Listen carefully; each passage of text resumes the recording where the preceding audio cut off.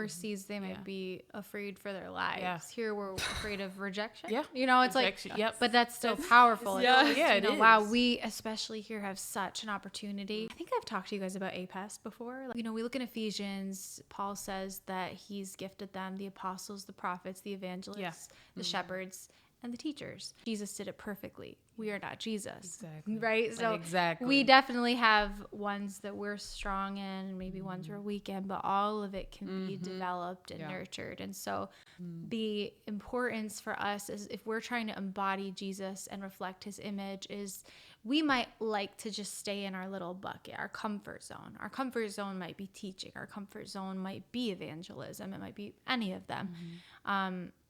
And the Lord invites us to experience the fullness of his grace, the fullness of his identity, by growing in these other areas, by pushing ourselves out of our comfort zone. What feels like going upstream versus going with the stream. I thought that was so helpful for me, because I looked at it and said, I want to stay here, but I also know I need to grow in these other areas. And so you go and you try to grow and then come back to that place of grace. Like, always come back to that place, right? Because that's who God's made you, you know? Yeah. So when I think about evangelism, it's one that I was always intimidated by. And I think I always did look at it like those people that are going overseas or will just spark up a conversation with a stranger.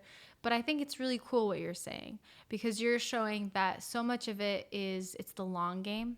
I think some of us are called to just meet the stranger, do that. And we're maybe looking for those well-watered seeds that are ready for, you know, the invitation. But then there's many of us who we're the waterers. We're going, we're just watering.